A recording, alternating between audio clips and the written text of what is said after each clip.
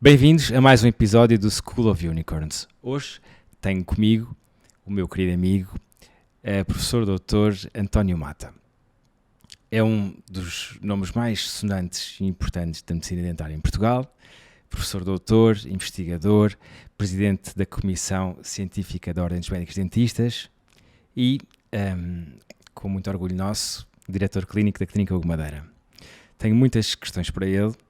Vamos querer falar não só de medicina dentária, vamos querer falar do homem por trás deste professor doutor e médico dentista, das tuas paixões, daquilo que te inspira, do que te faz feliz e um bocadinho do teu percurso, porque tens um percurso diferente da maior parte dos dentistas e as pessoas não sabem, muitas vezes olham para ti, claro que te respeitam muito porque és uma figura incontornável da nossa praça, mas tu tens muita coisa que a mim me fascina enquanto teu amigo, mas realmente foi preciso também entrar um bocadinho dentro da tua esfera mais pessoal e desse teu universo. Mas acho que há umas coisas que podemos desvendar e contar a quem nos está a ouvir, médicos dentistas e ao público em geral, porque tens, acima de tudo, um percurso notável e que pode ser aqui interessante para toda a gente.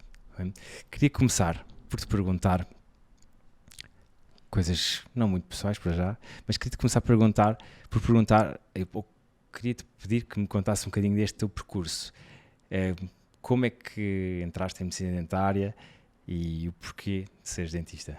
É uma história efetivamente um bocadinho diferente, porque eu venho de uma família de engenheiros. Bem, em primeiro lugar, antes de começar, a agradecer a tua introdução, são palavras de amigo. Enfim, eu acho que, mais do que tudo, sou um médico dentista que aprendeu a adorar a profissão que tem. Gosto muito de conversar, como tu sabes, e portanto estou aqui com outro amigo que também, no qual o universo também não conhecia, porque, enfim, nós, quando embarcámos neste projeto, enfim, conhecíamos, mas não como nos conhecemos hoje, e portanto estes últimos anos aqui na Clínica Hugo Madeira têm-me permitido não só evoluir profissionalmente, eu sabes que te sou sempre grato porque me acolheste, enfim, numa fase particularmente, enfim, não diria difícil, mas numa fase de encruzilhada da minha vida profissional, e portanto foi realmente um tiro no escuro que eu não sabia muito bem o que esperar, e portanto tem sido um percurso nestes últimos 5 anos, 6 anos já, que também nos temos conhecido um ao outro, de onde nasceu, acho eu, uma amizade muito bonita, e portanto começámos como colegas e hoje em dia também sabes que tenho por ti uma amizade. Desculpa-me interromper só, mas eu não te acolhi. Primeiro que tudo foi o universo que nos fez cruzar, quase que te atropelando um dia. É verdade. E também é algo que me deixou muito feliz, o facto de poderes ter escolhido esta casa para ser a tua casa. Não, foi e portanto acho que foi um encontro feliz, foi um acaso feliz, é verdade, e portanto que também nos tornou amigos, porque efetivamente temos desenvolvido uma intimidade ao longo desses últimos 6 anos que vai para lá da relação profissional e que acho que a mim enriquece-me também como pessoa. Eu acho que isso é importante e, portanto, agradeço as tuas palavras. O meu percurso é um percurso realmente um bocadinho diferente, porque eu sempre quis medicina, eu não queria medicina dentária, sou daqueles que quando às vezes estamos numa sala de aulas ao princípio, no primeiro ano, e dizemos assim, quem é que gostava de ir para a medicina? E levantam-se 80% dos braços. E entrei, portanto, eu estudei no Liceu Francês, na altura as notas, havia uma discrepância de notas muito grandes, havia questões de equivalência, e, portanto, efetivamente eu não consegui entrar em medicina e entrei em engenharia no Instituto Superior Técnico, em engenharia física tecnológica, foi numa família de engenheiros e efetivamente o meu irmão era engenheiro e foi um bocado por aí que eu, enfim, depois das opções todas de medicina na candidatura, pus a engenharia e lembro-me do meu pai a dizer-me, o meu saudoso pai, a dizer-me ao telefone, numa cabine telefónica, que eu telefonei para ele, que tinha de ver as notas, a dizer parabéns, entraste em Engenharia Física Tecnológica. E eu, as lágrimas corriam pela cara abaixo. Já foste.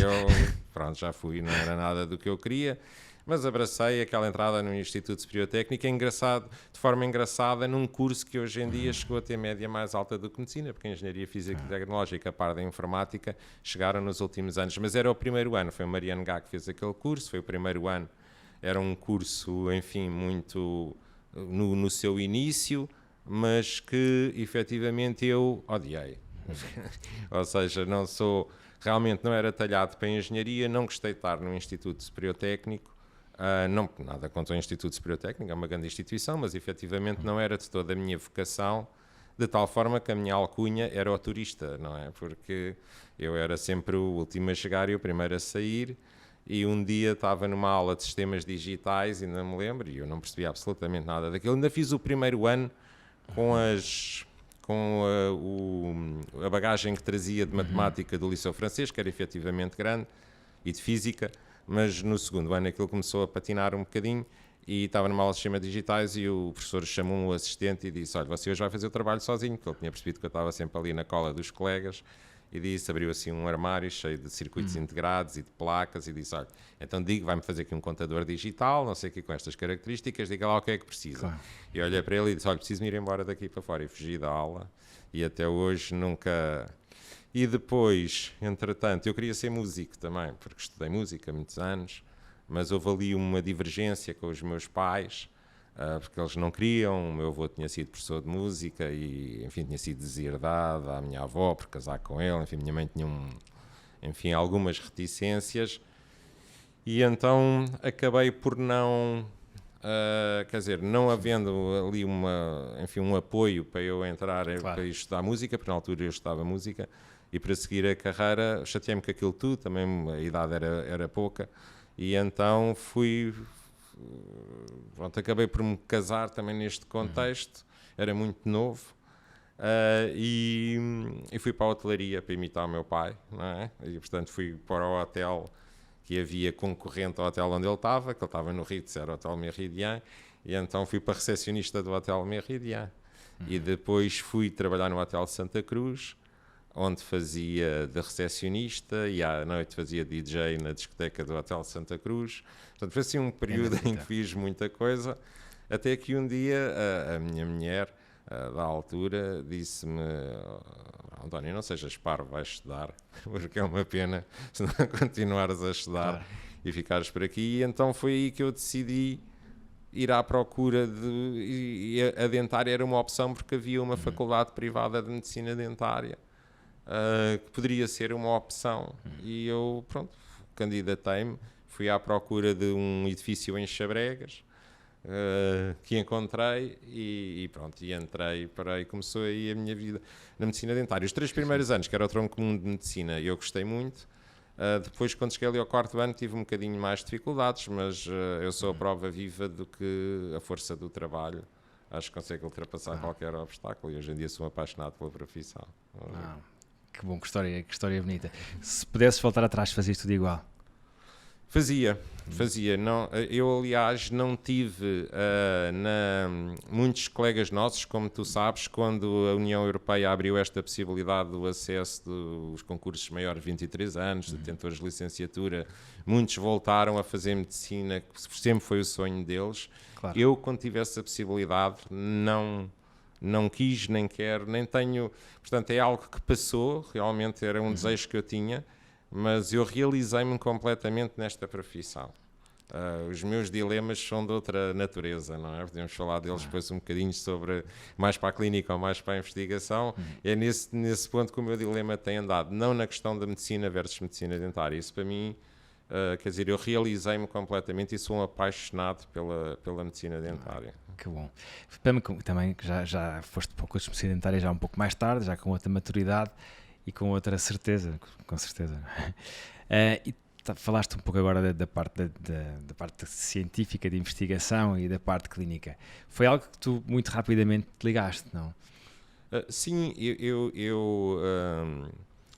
desde muito cedo, quer dizer, eu tive um professor de bioquímica, um assistente, também muito jovem, um jovem médico formado, que este ano até, hoje em dia, também já doutorado e chefe de serviço, coordenador da unidade da gastroenterologia na CUF, que é o professor Dr. Jorge Canena. foi meu assistente de bioquímica.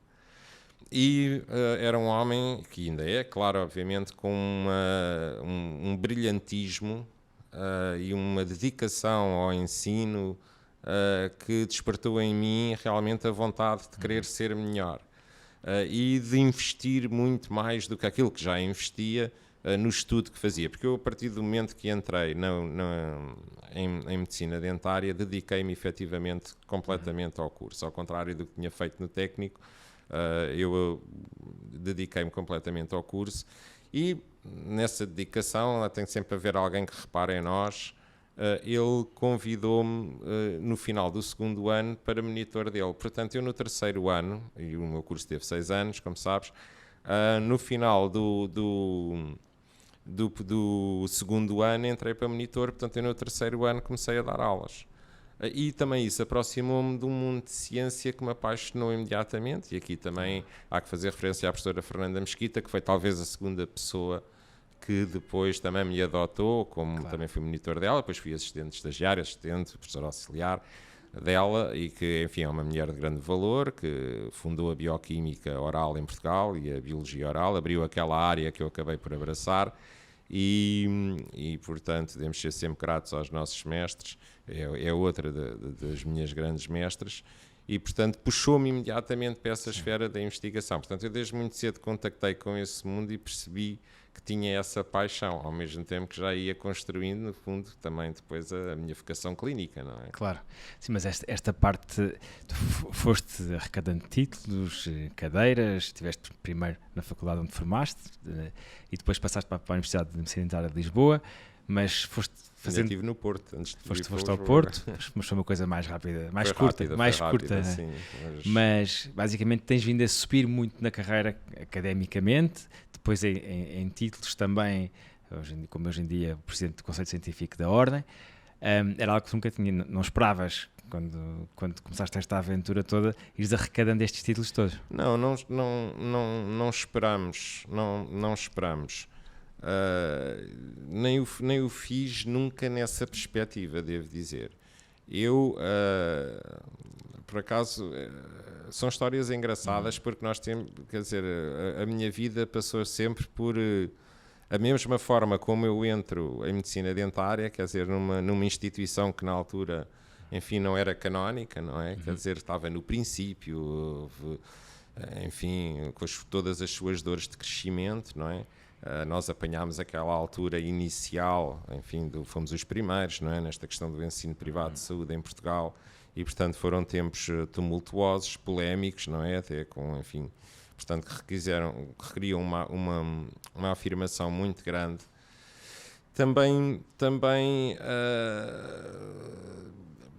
quer dizer, depois eu desde muito cedo e quando formei o grupo de investigação, e quando eu cheguei ao final do meu curso e disse, bom, eu agora o que é que eu gostava de fazer? Eu gostava de ter pessoas a trabalhar comigo, não é? Quando eu fui para o meu doutoramento, eu imediatamente, as pessoas que eu tive a trabalhar comigo eram também eles alunos, que também era uma coisa que era polémica e inusitada, que não se fazia, que era ter alunos pré-graduados a trabalhar dentro dos grupos de investigação e portanto, eu acho que esse percurso inusitado e que foi sempre virado, eu trabalhei sempre, no trabalho sempre virado para o outro, para o próximo.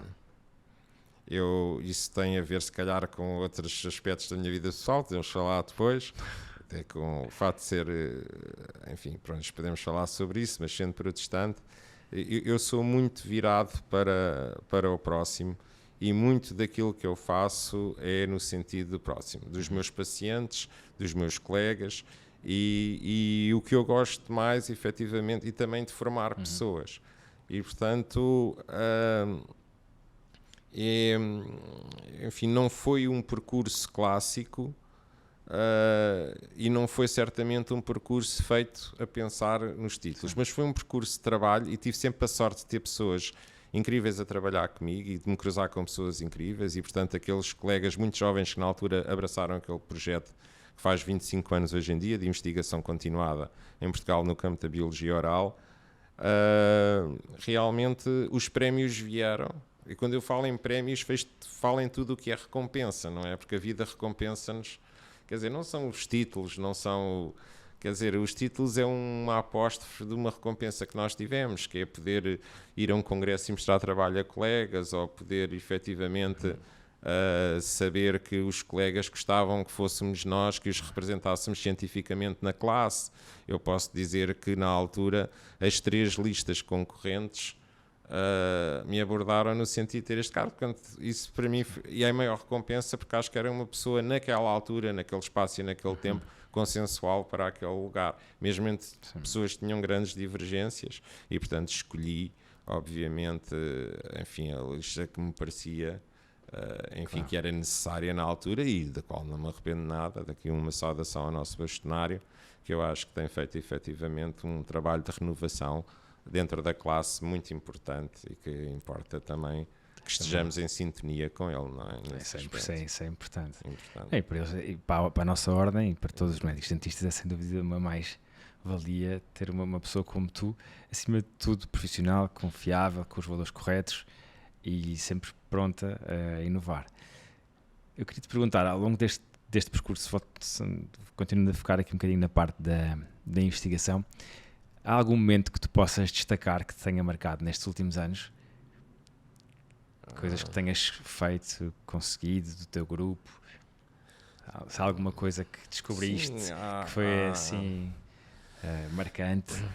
Não, eu acho que o facto de termos um grupo de investigação feito exclusivamente por médicos dentistas, apenas agora começam a entrar outros elementos, porque começamos a ter bolseiros de outras áreas e, portanto, o grupo neste momento cresceu de uma forma que efetivamente já não pode trabalhar só com médicos dentistas. Mas o grupo nestes últimos 25 anos teve esta matriz de trabalhar só com médicos dentistas que começavam no pré-graduado e que evoluíam durante o seu percurso de doutoramento até se tornarem doutorados, integrarem, continuarem no grupo. Nem todos ficaram. Muitos ficaram, mas eu acho absolutamente marcante tu, nas condições, enfim, que nós tivemos, conseguirmos, isso não se deve a mim, deve-se às pessoas que estiveram nesse grupo e que ainda estão, os meus, enfim, colegas e amigos, não é? Família que somos naquele grupo, ter conseguido construir efetivamente este grupo com esta capacidade hoje em dia de realmente, com membros que têm mais... com membros que têm mais citações, enfim, que têm citações, que têm com trabalhos que têm uma excelente penetração científica, portanto, que se transformou efetivamente em algo muito sério e isso para mim é o maior prémio. Ainda hoje a nossa colega Carlota Mendonça defendeu as suas provas de pré-doutoramento, não é? Fiz o seu curso final de doutoramento com 20 valores e eu estava ali a ver uma miúda a falar de coisas em termos, quer dizer, de uma área que nós iniciámos em Portugal, a medicina dentária baseada na evidência, mas ela falou a um nível em que algumas coisas eu até, quer dizer, quando eu chego a este ponto do aluno ultrapassa ao mestre, que é uma coisa que hoje em dia já começo a sentir com algumas das pessoas que estão à minha volta, eu acho que é a melhor recompensa que podemos ter. Para mim quer dizer, porque eu sempre trabalhei nesse sentido, que as pessoas crescessem. Nós só podemos crescer se as nossas equipes crescerem, se as pessoas que estão connosco crescerem, não é? Podemos ver a questão de, se pegarmos uma pessoa como o Sr. Duarte Marques, também começou comigo com 18 anos, hoje em dia é vice-diretor da Faculdade de Medicina Dentária da Universidade de Lisboa, quer dizer, é um investigador com um grau de penetração enorme, também um clínico fabuloso, quer dizer, essa é a maior recompensa que eu tenho. Tudo o resto é acréscimo, é efetivamente ter visto a forma como estas pessoas crescem e o fato de continuarem perto de mim, isso é importante, não é? E elas acabam por levar sempre um bocadinho de ti, não é? E é uma forma também de crescer, acho que... E eu delas, não é? Quer dizer, é um intercâmbio, mas isso é... Olha, só aqui uma questão, em relação ao médico dentista de hoje em dia, aos nossos colegas que se formam agora durante estes anos e aos que se formaram há 15, 20 anos atrás, que diferenças maiores é que podes destacar? Essa é uma pergunta difícil. Sim, mas vou-te começar a provocar um bocadinho mais. Até agora estávamos a aquecer só.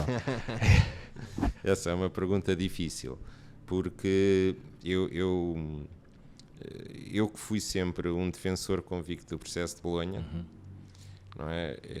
Eu penso que, e se calhar começaria por aí, que esta transformação que Bolonha operou, com a redução do curso, temos hoje muitas dúvidas que tenha sido efetivamente mais rewarding. Eu acho que isso tem a ver com muitos fatores diferentes, tem a ver com o facto de,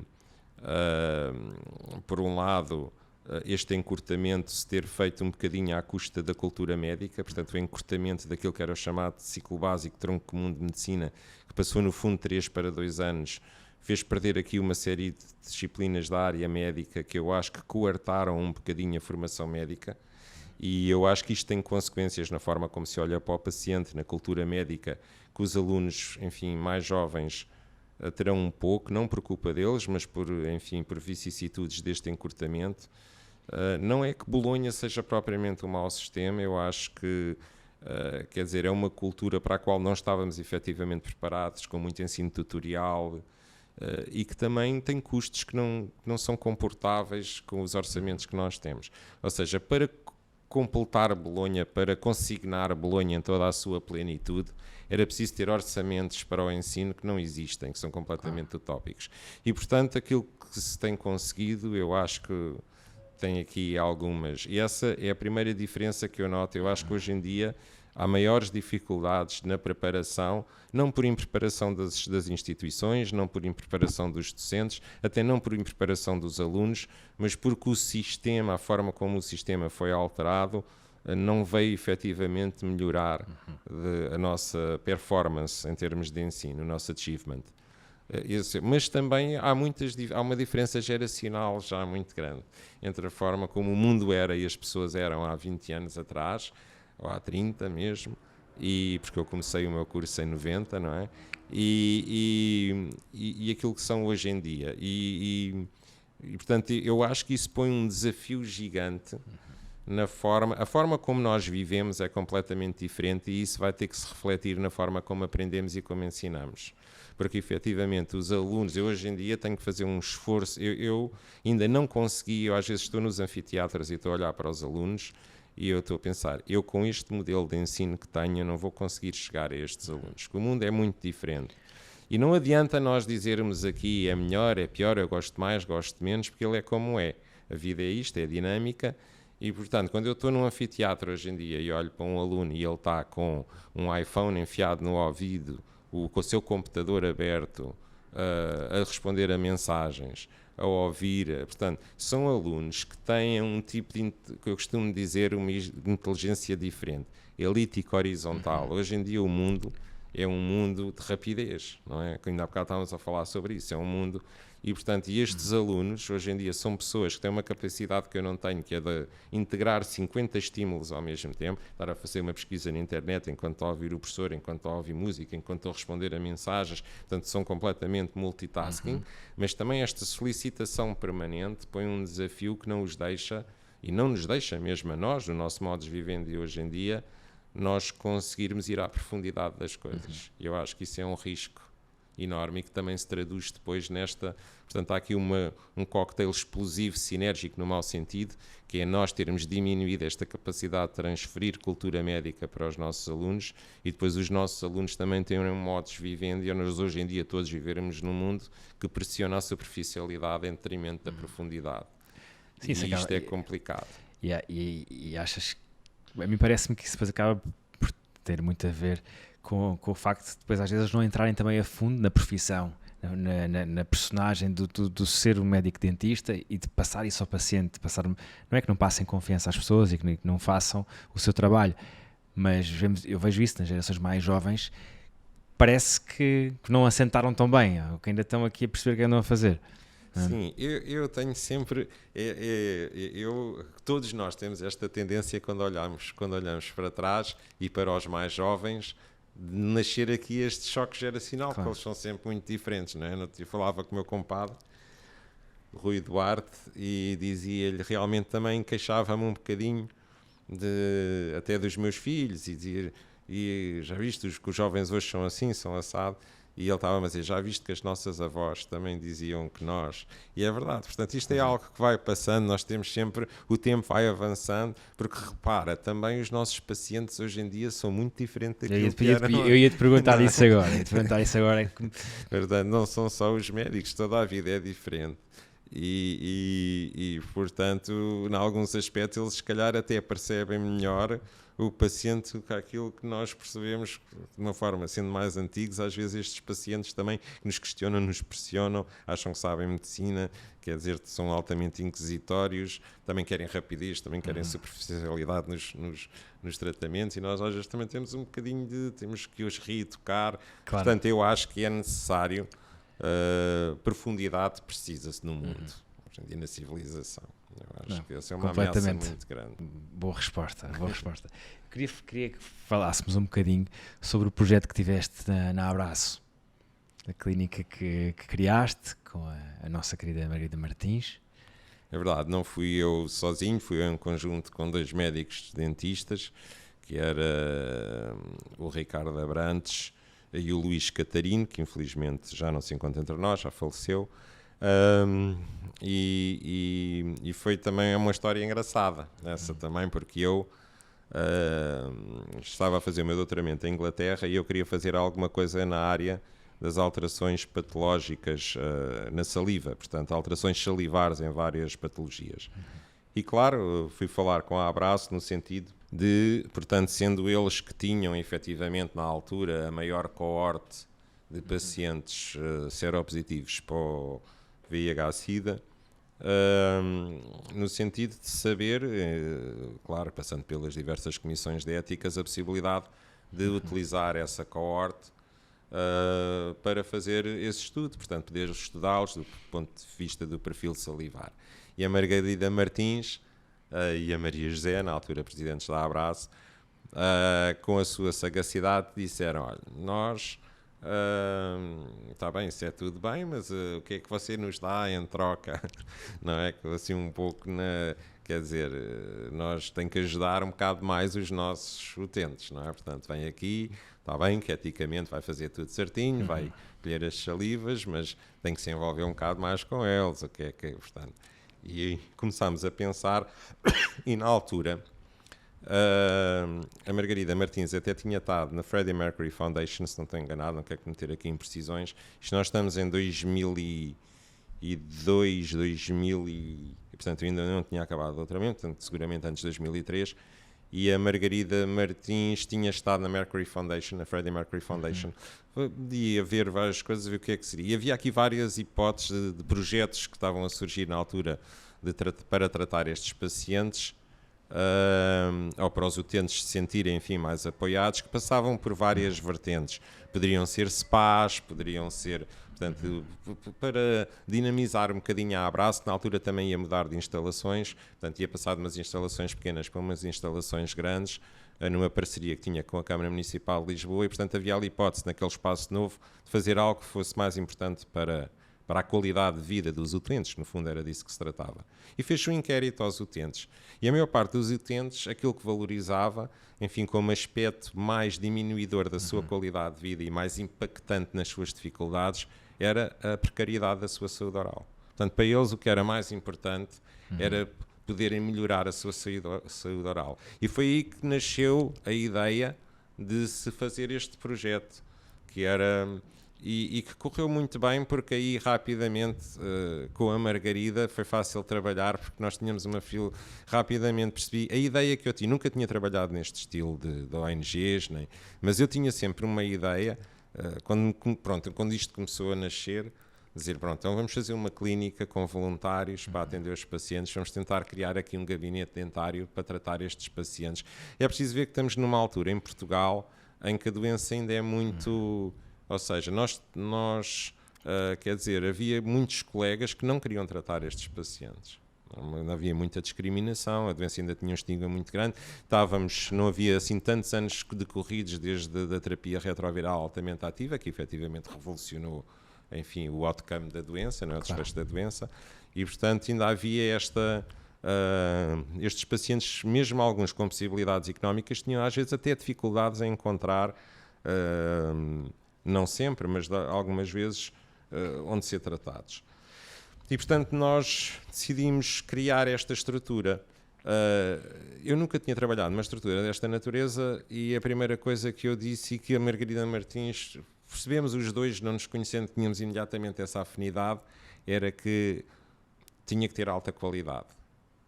Ou seja, eu não queria tratar 3 milhões de pessoas com fraca qualidade, preferia reabilitar 30 pacientes, mas que esses ficassem efetivamente. Porque o problema às vezes é a massificação nestas coisas e depois não se consegue fazer nada. Isso era uma coisa que me assustava. E portanto, determinámos ali imediatamente que íamos ter que construir uma estrutura que fosse de altíssima qualidade. E assim foi. Tu foste lá voluntário. É verdade. E sabes que quer dizer, em termos do material que nós tivemos, de pesada, da qualidade da cadeira, da radiologia, até da própria Cidadana Fátima, que era a nossa assistente dentária, a quem aparece aqui também grande homenagem, sempre muito presente, foi desde o primeiro momento um projeto de excelência que até chegou a ser considerado pela Comissão Nacional de Luta contra a SIDA como um projeto de interesse nacional e financiado pela própria Comissão. Portanto, essa também, olha, foi um dos achievements que fiquei contente e que continua até hoje, apesar de hoje em dia já não estar no projeto. Mas foi um projeto muito bonito. Parabéns. Parabéns às pessoas que o continuam, que eu acho que esse é que é o grande desafio. Sabes, eu uma vez estava em Toronto, exatamente num AIDS Congress, que é um congresso absolutamente impar, porque é um congresso completamente diferente de todos os congressos que existem.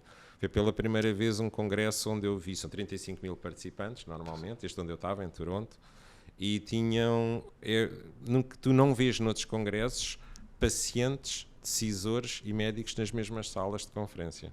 Portanto, é uma coisa inédita. Eu nunca tinha visto pacientes a fazerem perguntas aos médicos e decisores. Portanto, era muito à frente, para usar uma expressão um bocadinho, relativamente àquilo que tínhamos visto. E depois tem um Global Village, que é uma exposição onde estão todas as ONGs do mundo que trabalham em SIDA. Portanto, aquilo é...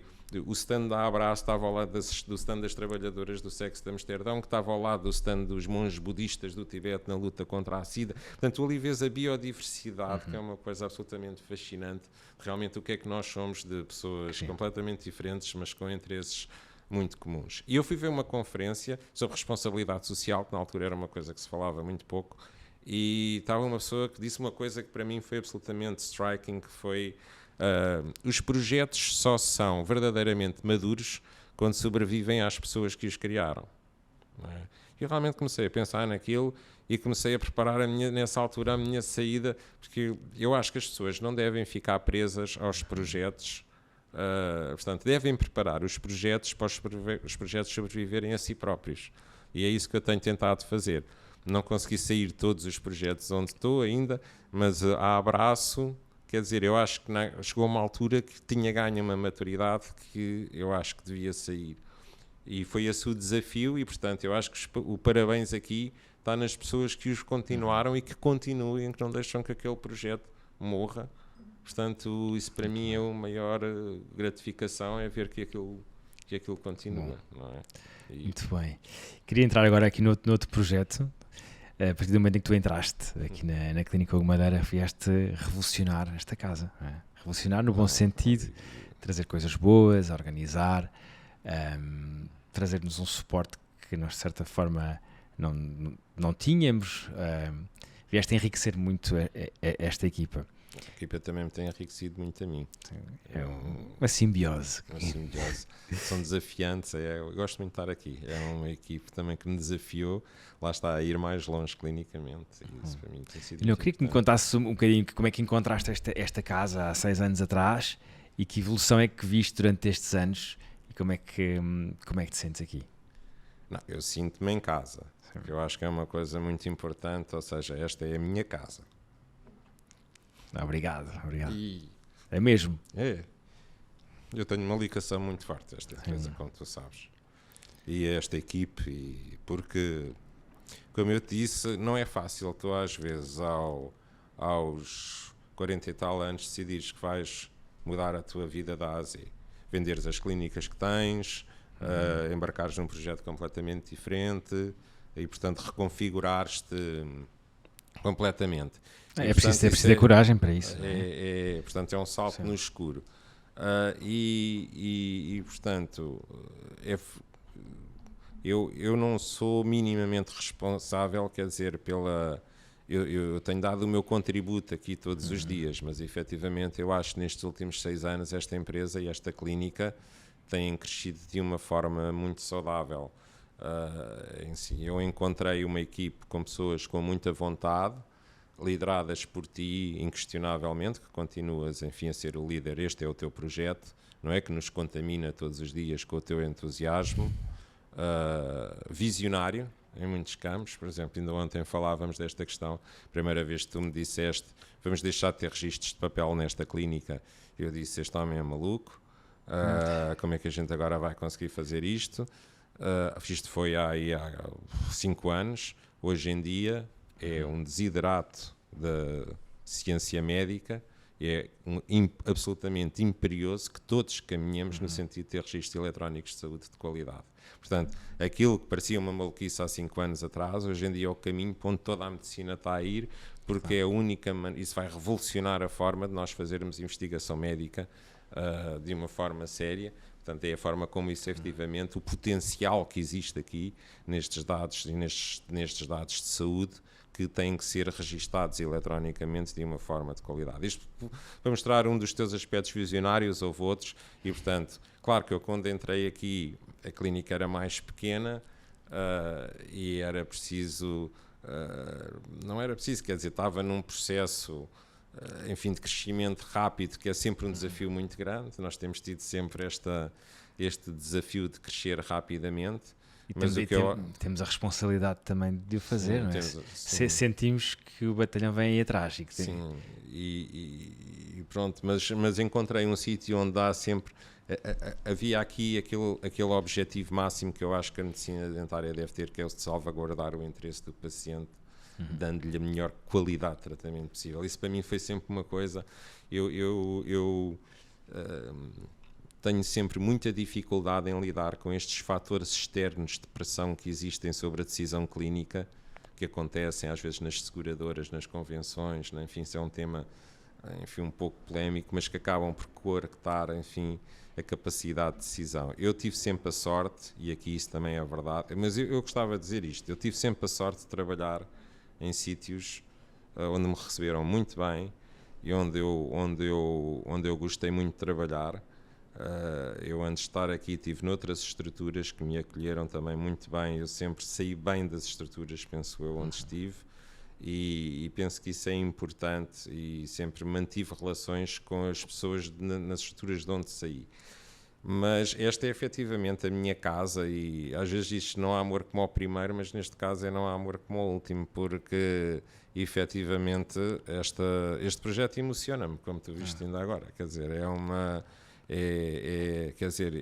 eu acho que o capital desta empresa, que se expressa, enfim, em muitas vertentes, começa no seu capital humano, não é? Quer dizer, o crescimento que nós temos tido, eu não digo em número de pacientes, digo este amadurecimento da empresa, as estruturas, quer dizer, a seriedade que esta empresa adquiriu ao longo destes últimos 5 anos, não é? A seriedade, estou a dizer, na estrutura de gestão organizadora, não é? E aqui temos que...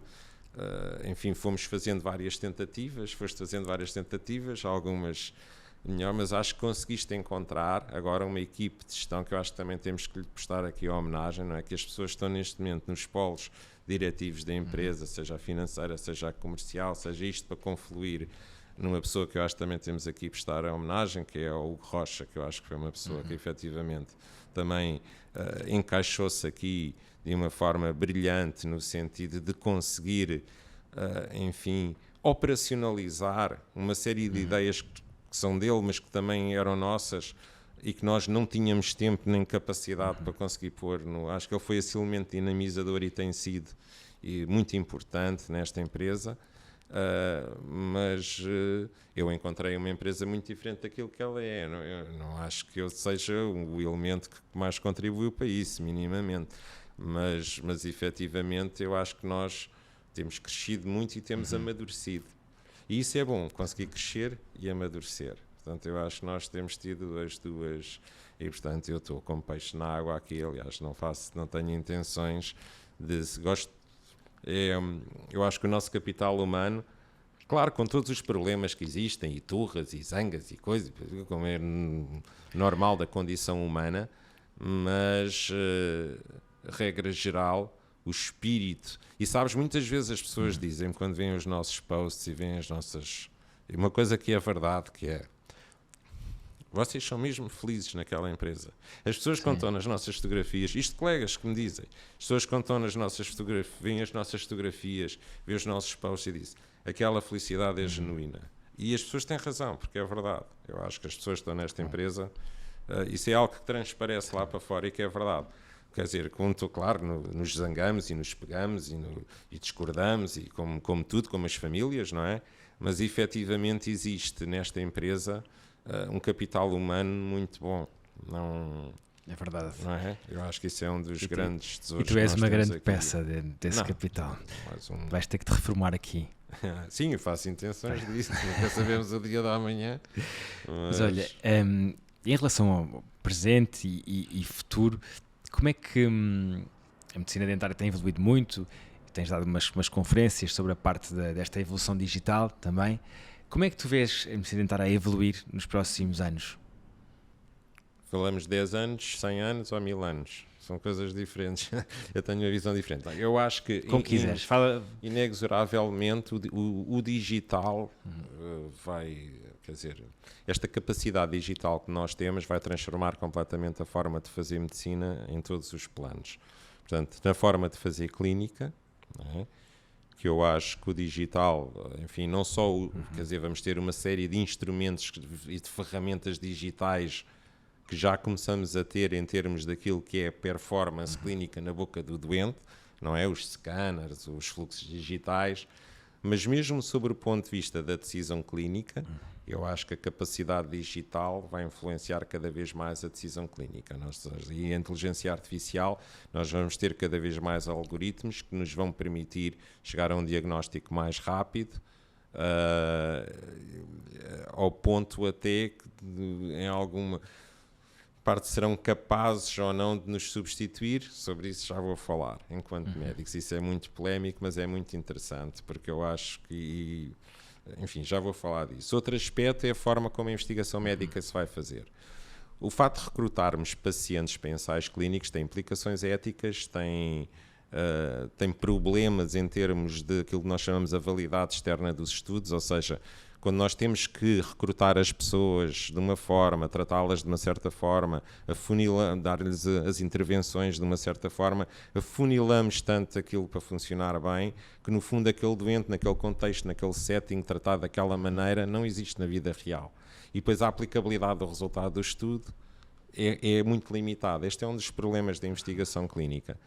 E aquilo que, enfim, o potencial digital que existe é de nós conseguirmos coletar toda a informação clínica que existe em mundo real, aquilo que se chama real world data, para transformar em real world evidence, para tomar decisões. É quando tu estás no Facebook a dizer, eu comecei agora a tomar um comprimido novo que o meu médico me deu e está-me a fazer uma diarreia que não se pode. Isto é um dado clínico.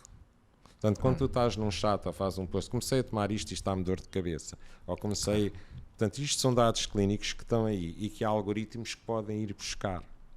E, portanto, é muito mais potente eu ter milhões de pessoas na internet, tenho milhões de pessoas ligadas umas às outras ao mesmo tempo. Claro. Eu tenho milhões de dados clínicos que eu posso ir buscar. Agora, a quem é que eles pertencem? Quem é que os vai tratar? Como é que eu faço essa investigação? É outra questão. Mas eu acho que isso vai ser muito importante no futuro. Portanto, eu acho que a investigação vai caminhar para a decisão digital e para a investigação digital. Acho que a decisão médica vai ser cada vez mais apoiada em termos digitais. E agora, se vai substituir o médico ou não, nos 50, 100 anos próximos, acho que não. Acho que a resposta a esta pergunta tem a ver com o facto como nós olhamos para o mundo.